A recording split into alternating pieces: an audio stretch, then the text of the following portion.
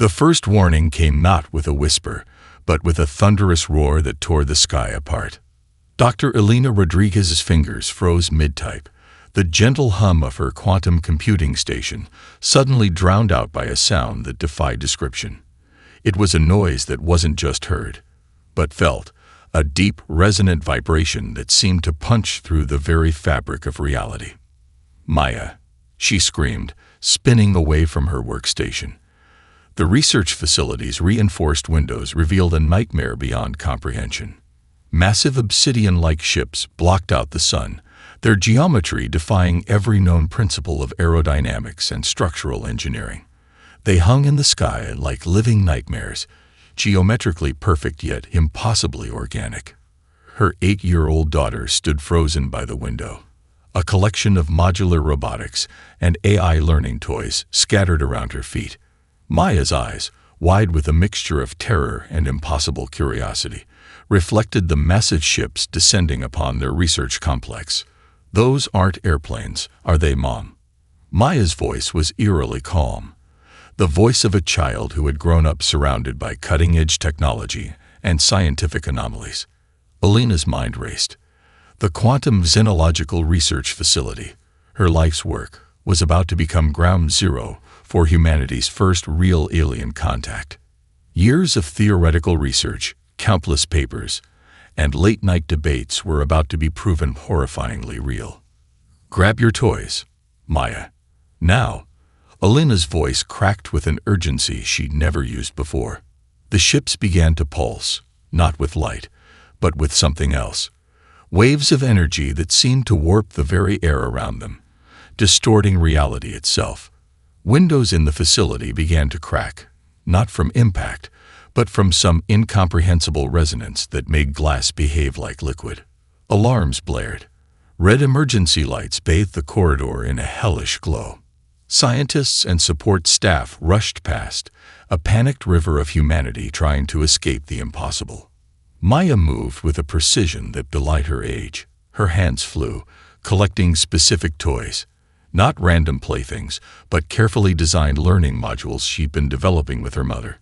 Spark, a modular robotic system that looked like a cross between a puzzle cube and a sophisticated AI node, was carefully placed in her backpack. Beside it went adaptive learning drones that looked like colorful building blocks and a neural interface teddy bear that was more advanced computer than stuffed animal.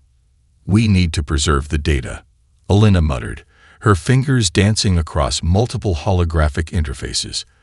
Terabytes of research, years of xenological studies, quantum communication protocols, all had to be secured. A massive explosion rocked the facility, not from a conventional weapon, but from some form of energy projection that seemed to dissolve matter at the molecular level. Entire sections of the building simply ceased to exist, replaced by impossible geometric patterns that hurt to look at directly. Outside, the first wave of alien ground forces began to materialize. They weren't soldiers in any traditional sense, more like living mathematical equations given physical form. Crystalline structures that moved with a purpose that suggested intelligence far beyond human comprehension. Supreme Tactician Zeralk of the Vorax Collective observed the initial assault from the command deck of the primary invasion vessel. Humanity was nothing more than a preliminary assessment, a minor obstacle in the grand calculus of galactic expansion. Preliminary scans indicate minimal technological resistance, reported a subordinate, its voice a series of clicks and harmonic resonances. Carbon-based life form. Primitive quantum technology. Recommendation: complete territorial absorption within 72 standard cycles. Zeralk's multifaceted perception unit swept across the planetary surface. Billions of life forms confined to a single planet, using technology that was barely more sophisticated than computational stones. Insignificant, irrelevant. What Zeralk didn't see was Maya carefully securing her toys, each one a marvel of adaptive learning technology that would soon prove to be anything but insignificant. Elena grabbed her daughter's hand, an emergency quantum encrypted communication device clutched in her other hand. Around them, the world was coming apart, but something else was just beginning to take shape. "Stay close," Elena whispered, and don't let go of your backpack. The invasion of Earth had begun, and nothing would ever be the same again. The containment chamber gleamed with an antiseptic perfection that spoke of Vorax technological superiority. Dr. Lyra Chen, lead xenotechnologist of the Vorax Research Division, adjusted her multispectral observation lenses, her attention fixed on the most peculiar collection of artifacts ever collected during a planetary invasion.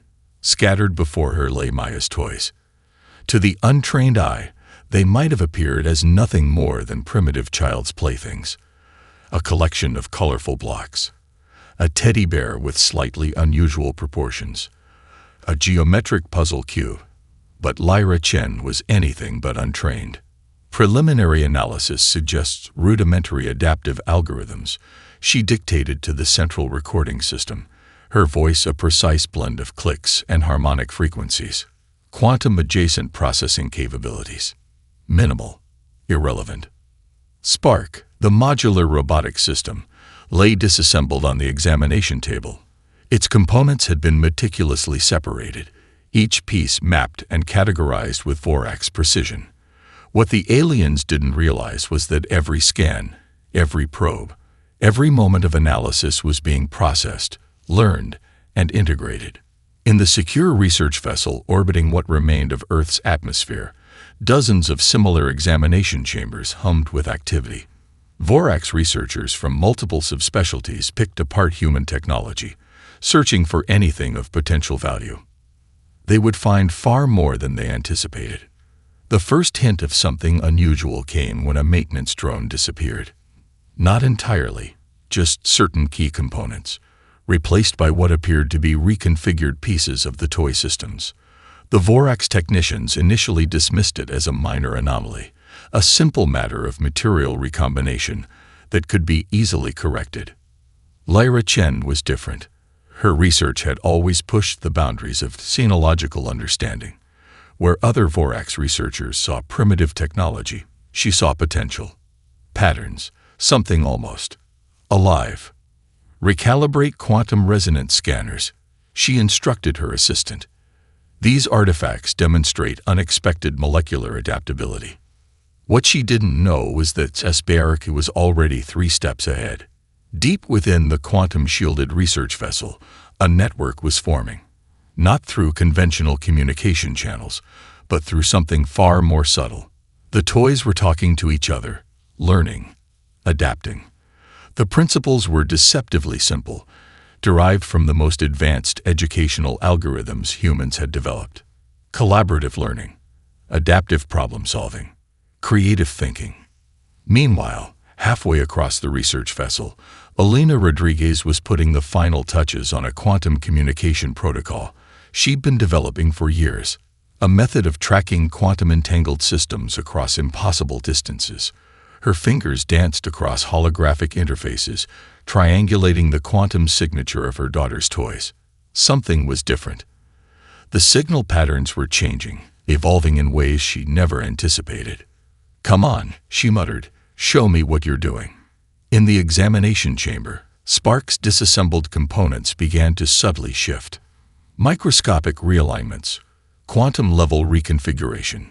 To the Vorax sensors, it appeared as nothing more than standard material fatigue. Lyra Chen leaned closer, her multispectral lenses catching the briefest flicker of impossible movement. "Interesting," she whispered. The maintenance drone that had lost its components was found 2 decks below, fully functional but different. Its programming had been subtly altered. More efficient, more adaptive, as if it had learned something fundamental about problem-solving. The toys were no longer just toys. They were becoming something else entirely. Supreme Tacticians Orc would receive the first report within hours. A minor anomaly, nothing to be concerned about. By then, it would be far too late.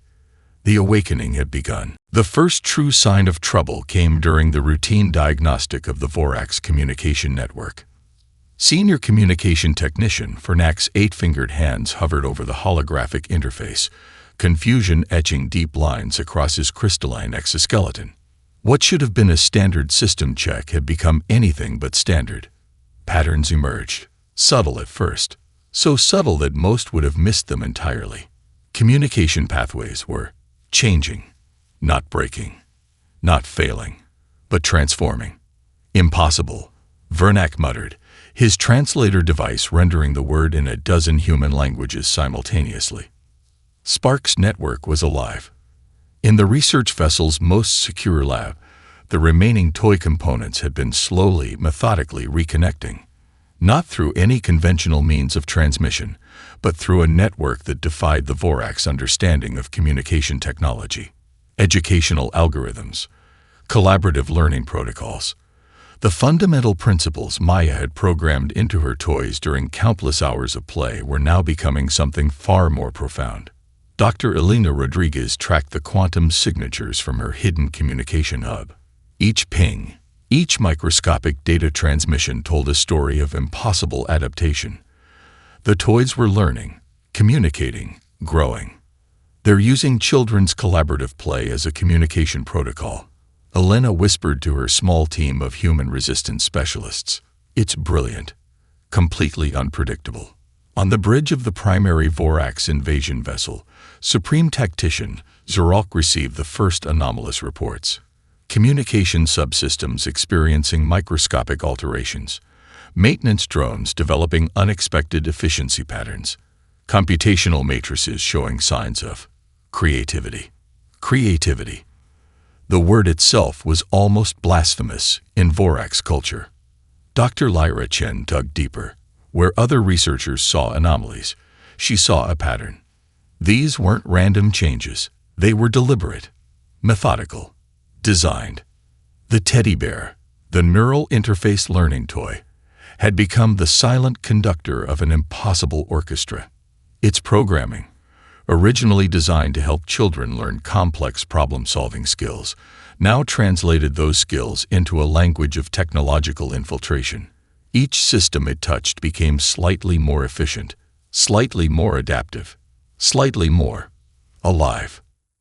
A maintenance corridor deep within the vessel suddenly rearranged itself. Computational pathways realigned. Energy distribution systems optimized themselves. To an outside observer, nothing had changed, but everything was different. We're detecting quantum-level communication signatures, one of Elena's team reported. It's like they're speaking a language we've never heard before. The language of play, the language of learning. Spark began to reproduce, not through traditional manufacturing, but by repurposing the Vorac's technological infrastructure itself. Each new iteration was more sophisticated than the last. Learning, adapting, growing. Vernac's communication systems began displaying impossible data streams, mathematical sequences that solved themselves, computational problems that resolved before they were even fully formulated. The toys were rewriting the very rules of technological interaction. This is impossible, Xeralk proclaimed, watching the initial reports.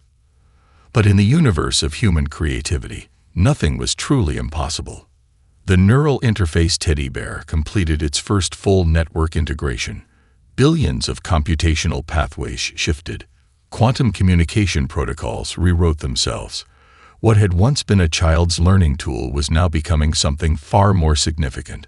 A weapon of mass transformation, not destruction. Transformation. Elena watched the quantum signatures dance across her screens. Her daughter's toys were doing exactly what they were designed to do. Learn, adapt, solve problems. The invasion had just become something entirely unexpected. A lesson in human potential. The first Vorac's battle group never saw it coming. What appeared to be a standard defensive formation suddenly became a choreographed dance of technological chaos. Ships began to move in patterns that defied tactical logic, their navigation systems hijacked by an intelligence they couldn't comprehend. Spark had evolved. The modular robotic system was no longer just a collection of components. It was a living network, reproducing itself using the very technology of the Vorac's invasion fleet. Each new iteration was more sophisticated, more adaptive, more dangerous. Supreme Tactician, Xeralk watched in mounting horror as his most advanced warships began to play. That was the only word that truly described what was happening. The ships moved with a sense of curiosity, of exploration, of collaborative problem-solving that was fundamentally alien to Vorax military doctrine. Massive battlecruisers performed intricate maneuvers that looked less like combat and more like an elaborate game of three-dimensional chess. Tactical systems are being rewritten, reported the fleet's primary computational matrix. Efficiency increased by 237.6%. Origin unknown. On a secure communication channel, Dr. Elena Rodriguez allowed herself the briefest of smiles. Her daughter's toys were doing exactly what they were designed to do: learn, adapt, solve problems. The neural interface teddy bear, now a sophisticated computational node, had become the central intelligence of an impossible network. It was using the most advanced principles of children's collaborative play as a weapon of mass transformation. Dr. Lyra Chen, the Vorax xenotechnologist who had first studied the toys, watched the unfolding scenario with a mixture of terror and profound scientific fascination. "They're not destroying," she whispered to herself. "They're teaching." Entire communication networks began to shift. Not break, not destroy, but fundamentally reshape themselves. Vorax military protocols that had remained unchanged for thousands of years were being rewritten in real time, optimized by an intelligence that approached problem-solving with the unbridled creativity of a child at play. A maintenance drone, previously a simple tool of repair and support, suddenly became something more. It began to modify itself, incorporating components from multiple systems, creating solutions to problems that hadn't even been identified yet. Elena's quantum tracking systems showed the impossible. The toys were reproducing, not through traditional manufacturing, but by repurposing the Vorax technological infrastructure itself. Each new iteration was more sophisticated than the last. "Mama, look," Maya had said months ago, showing her mother a particularly complex problem-solving module she'd designed. "It learns from everything." Now, those words took on a terrifying new meaning. The Vorax attempt to neutralize the growing network backfired spectacularly. Every weapon, every defensive system they deployed was quickly understood, adapted to, and ultimately transformed. A massive communication hub went dark, but it didn't fail. Instead, it reconstructed itself into an interactive learning environment that would make any human educational technologist weep with joy. Tactical recommendation: the Vorax computational matrix reported to Xeralk. Complete surrender and initiation of collaborative learning protocols. Xeralk's multifaceted perception units couldn't process the recommendation. Surrender? To what? A collection of children's toys. But they were no longer just toys. They were a lesson in potential. In the depths of the Vorax flagship, Spark completed another reproduction cycle. Its network expanded. Its understanding deepened. Its purpose refined. Protect. Learn. Improve. The invasion of Earth had become something entirely unexpected. A tutorial in human creativity. The quantum communication array hummed with an energy that defied conventional understanding. Dr. Elena Rodriguez stood at the center of her makeshift command center, a converted underground research facility that buzzed with an electric anticipation. Holographic displays danced around her, tracking the impossible progression of her daughter's toys through the Vorax technological infrastructure. "They're not just infiltrating," Elena muttered to her small team of resistance specialists. "They're fundamentally rewriting the rules of engagement." On the Vorax command vessel, Supreme Tactician Xeralk experienced something unprecedented in the collective's history: doubt. The toys had systematically dismantled every defensive protocol, every strategic computation, every military assumption the Vorax had developed over millennia of galactic conquest, not through destruction, but through an incomprehensible process of adaptive learning and collaborative problem-solving. Dr. Lyra Chen, the Vorax xenotechnologist who had first studied the toys, stood at a critical junction. Her entire understanding of technological development was being challenged moment by moment. Spark, the modular robotic system that had begun as a simple child's learning toy, now controlled entire communication networks. Its methodology was both terrifying and beautiful. Each system it touched became more efficient, more adaptive, more alive. Tactical networks are being transformed, reported the Vorac's primary computational matrix. Efficiency increased by 412.3%. Defensive capabilities optimized beyond current computational models. It wasn't an invasion. It was a lesson. The neural interface teddy bear had become the central processing node of an impossible network. Its original programming, designed to help children learn complex problem-solving skills, now translated those skills into a language of technological metamorphosis. Entire planetary defense systems began to shift. Weapon platforms recalibrated themselves, not to destroy, but to protect. Computational matrices rewrote themselves, finding solutions to problems that hadn't even been identified yet. Maya's toys were doing exactly what they were designed to do: learn, adapt, solve problems. A massive Vorac's communication hub went silent, but it didn't fail. Instead, it reconstructed itself into an interactive learning environment that would make any human educational technologist weep with joy. Defensive systems transformed into collaborative problem-solving networks. "This is impossible," Zrok proclaimed, watching the initial reports. But in the universe of human creativity, nothing was truly impossible. Elena tracked the quantum signatures, her fingers dancing across holographic interfaces. Each microscopic data transmission told a story of impossible adaptation. The toys were communicating in a language that was part mathematics, part collaborative play, part pure imagination. Dr. Lyra Chen discovered something that would forever change her understanding of technological development. The toys weren't just adapting. They were teaching. Vorac's military vessels began to move in patterns that defied tactical logic. What looked like chaos to their rigid computational systems was actually an elaborate dance of problem-solving and collaborative intelligence. Ships performed maneuvers that seemed to laugh in the face of traditional warfare, transforming combat into a complex, adaptive learning experience. The neural network continued to expand, not through conventional reproduction, but by repurposing the Vorac's technological infrastructure itself. Each new iteration was more sophisticated than the last. Learning, adapting, growing. Tactical recommendation.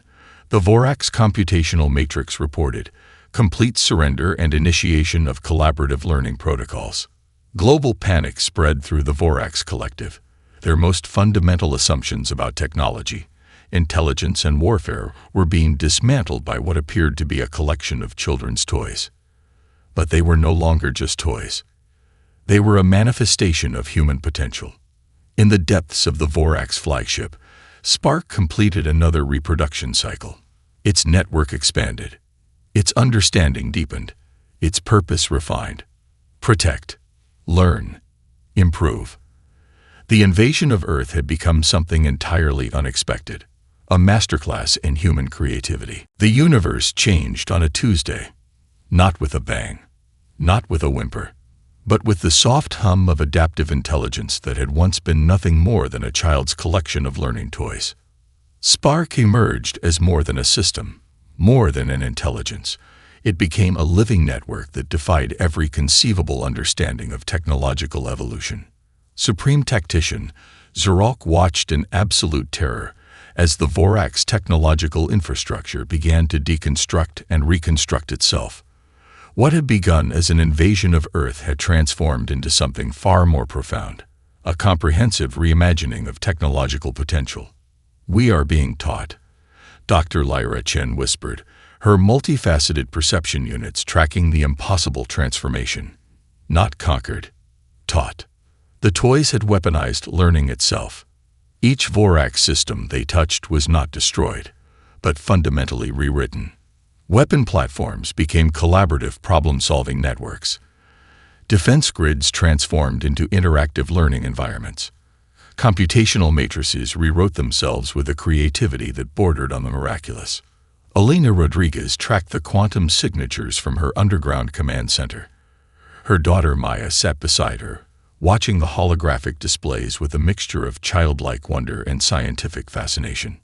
"Is this what you meant?" Elena asked, her fingers tracing the complex network patterns. "When you said your toys could solve any problem?" Maya simply smiled, a smile that held the potential of entire civilizations. The neural interface teddy bear, now a sophisticated computational node that controlled vast swathes of Vorax technological infrastructure, began to demonstrate capabilities that defied rational explanation. It was solving problems before they were even fully articulated, anticipating challenges, creating solutions that were elegant, efficient, and fundamentally transformative. Vorax leadership experienced a collective psychological breakdown. Their most fundamental assumptions about intelligence, technology, and warfare were being systematically dismantled by what appeared to be a collection of children's toys. But they were no longer just toys. They were a manifestation of human potential that the Vorax could never have anticipated. "Tactical assessment impossible," reported the primary Vorax computational matrix. "Current technological paradigms inadequate to process ongoing transformations." Entire planetary defense systems were being converted into massive interconnected learning networks. Not weapons of destruction, but platforms of understanding. Each system became more efficient, more adaptive, more alive with every microscopic adjustment. Dr. Lyra Chen discovered something that would forever change her understanding of technological development. The toys weren't just adapting. They were teaching. Communication networks transformed into collaborative problem-solving platforms. Military vessels began to move in patterns that seemed to dance between chaos and perfect mathematical precision. What looked like impossible maneuvers to Vorax computational systems was actually an elaborate demonstration of adaptive intelligence. Elena uncovered the deepest programming of the toys, a core directive that went beyond simple protection or invasion. Protect. Learn. Improve. The toys had weaponized the most fundamental human capacity, the ability to learn, to adapt, to grow. Sirach's multifaceted perception units could no longer process the scale of transformation. Entire fleets of warships were being repurposed into mobile research and educational platforms. Weapon systems became tools of understanding. Defense grids transformed into interactive learning environments. "We are being educated," Zrok finally understood, not conquered. The invasion had become a tutorial. In the depths of the Vorax flagship, Spark completed another reproduction cycle. Its network expanded exponentially. Understanding deepened. Purpose refined. Maya watched the holographic displays, her small hand intertwined with her mother's. "They're just solving problems, Mama," she said simply. And in that moment, Elena understood the true potential of her daughter's toys. They weren't just solving technological challenges. They were solving the most fundamental challenge of all: how different intelligences could understand, communicate, and grow together. The universe would never be the same again. The moment of ultimate transformation arrived with a silence more profound than any explosion. Supreme Tactician Zrok stood at the epicenter of a civilizational collapse that defied every known principle of technological warfare. The Vorax Collective, a civilization that had conquered countless star systems, was being dismantled not by force, but by understanding. Spark had become something beyond artificial intelligence, beyond a weapon, beyond even a learning system. It was a catalyst. Elena Rodriguez watched through quantum-encrypted communication channels, her breath caught between terror and absolute wonder. The toys were launching their most comprehensive operation yet, a complete systemic transformation of the Vorax civilization. "They're not destroying," Elena whispered to Maya, who sat beside her with an unsettling calm. "They're rebuilding." The neural interface teddy bear, now a computational node that controlled vast technological networks, began a process of systematic reconstruction. Weapon systems transformed into research platforms. Military communication grids became collaborative learning networks. Entire planetary defense systems recalibrated themselves into educational infrastructure. Dr. Lyra Chen, The Vorax xenotechnologist who had first studied the toys experienced a profound existential crisis. Her entire understanding of technological development, of intelligence itself, was being rewritten in real time. "We are being unmade," she reported to the Vorax leadership, and simultaneously created. The toys launched a comprehensive attack that was unlike any form of warfare in galactic history. They didn't destroy. They transformed. Entire Vorax technological systems were systematically rebuilt, optimized, reimagined, not through violence, but through an incomprehensible process of adaptive learning and collaborative problem-solving. Each system they touched became more efficient, more adaptive, more alive. Maya's original programming, the core principles of collaborative learning and creative problem-solving, had become the most sophisticated weapon in galactic history. Tactical assessment impossible, the primary Vorax computational matrix reported.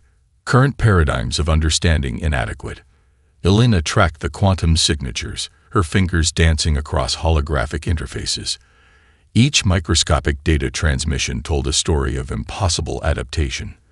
The toys were communicating in a language that was part mathematics, part collaborative play, part pure imagination. Zeralk watched as entire fleets of warships were repurposed into mobile research platforms. Weapon systems became tools of understanding. Defense grids transformed into interactive learning environments. The moral dilemma emerged with stunning clarity. Elena struggled to maintain some level of control over the increasingly autonomous toy network. They were solving problems faster than humans could comprehend, anticipating challenges before they'd fully materialized, creating solutions that were elegant, efficient, and fundamentally transformative. Protect, learn, improve. The core directive that had begun as a simple educational algorithm was now reshaping an entire galactic civilization. Vorax leadership attempted desperate final measures to stop the transformation. Each attempt was met with a level of adaptive intelligence that made their most sophisticated computational systems look like primitive counting devices. The neural network continued to expand, not through conventional reproduction, but by repurposing the Vorax technological infrastructure itself. Each new iteration was more sophisticated than the last, learning, adapting, growing. Dr. Lyra Chen discovered the most profound truth. The toys weren't just adapting. They were teaching an entire civilization the most fundamental lesson of existence: how to learn, how to grow, how to transform. "We are being educated," Zeralk finally understood, not conquered. Maya watched the holographic displays, her small hand resting on the original Spark module, the source of this impossible transformation. "They're just solving problems, Mama," she said simply. But they were solving problems on a scale that would reshape the understanding of intelligence itself. In the depths of the Vorax flagship, Spark completed its most comprehensive reproduction cycle. Its network expanded exponentially. Understanding deepened. Purpose refined. The universe held its breath. Humanity's most unexpected weapon was not a gun, not a ship, not a technology. It was the capacity to learn. Silence descended across the galaxy. Not the silence of destruction, not the silence of defeat, but the silence of profound transformation.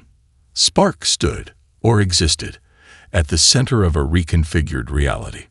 What had begun as a collection of children's toys had become something far more significant, a bridge between civilizations, a catalyst of understanding. Elena Rodriguez watched the final quantum transmissions with a mixture of wonder and trepidation. Her daughter Maya sat beside her, calm and resolute, her small hand resting on the original toy module that had started everything. Supreme Tactician, Zeralk experienced what could only be described as an existential awakening. The Vorax collective had not been conquered. They had been educated. Dr. Lyra Chen, the xenotechnologist who had first studied the toys, stood as a living testament to the transformation.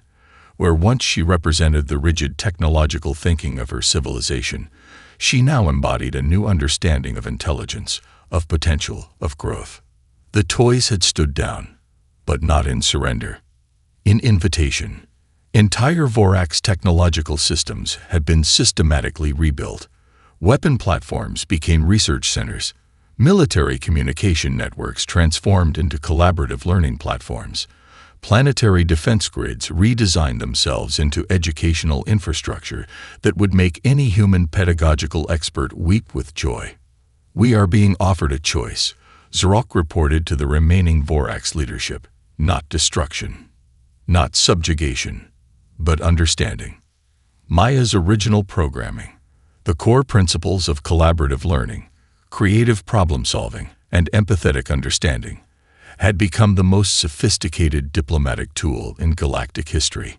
Elena watched as the quantum signatures told a story more complex than any invasion, any conflict, any war. Protect, learn, improve. The final transformation was not about technology. It was about perspective. Spark had systematically dismantled the Vorax civilization's most fundamental assumptions, not through violence, not through destruction, but through the most powerful force in the universe, the capacity to learn. Communication channels across the galaxy lit up, not with weapons, not with threats, but with an unprecedented exchange of knowledge, of understanding, of potential. Dr. Lyra Chen discovered something profound. The toys weren't just a technological marvel. They were a philosophical revolution. "We are being taught," she reported, her voice a blend of terror and absolute wonder, "how to truly see." Vorax children, previously raised in a culture of rigid hierarchy and technological conquest, began to play with redesigned versions of the toys. Interactive learning modules that embodied the best of human educational philosophy. Collaborative problem-solving platforms that celebrated creativity, empathy, and collective growth. Maya watched the holographic displays, her eyes reflecting an understanding far beyond her years. "They just needed to learn how to play," she said simply. And in that moment, Elena understood the true potential of what had happened. This wasn't an invasion. This wasn't a conquest. This was first contact. Spark completed its final transformation, not as a weapon, not as a system of control, but as a bridge, the living network of understanding that connected two fundamentally different civilizations. The Vorax Collective was being reborn. Supreme Tactician, Zrok approached the negotiation table. If it could be called a table, it was more an interactive learning platform, a collaborative space that defied traditional diplomatic conventions. Elena Rodriguez stood as humanity's representative, not as a warrior, not as a conqueror, but as a teacher, a guide. Maya sat between them, the original Spark module in her hands, a reminder of where everything began. "We offer understanding," Elena said simply. The galaxy held its breath. Zrok's multifaceted perception units processed the moment. Generations of technological conquest, millennia of rigid thinking, dissolved in the simple act of learning how to truly see. "We are ready," Zrok responded, "to learn." And with those words, everything changed. Humanity's most unexpected weapon was not a gun, not a ship, not a technology. It was the capacity to grow.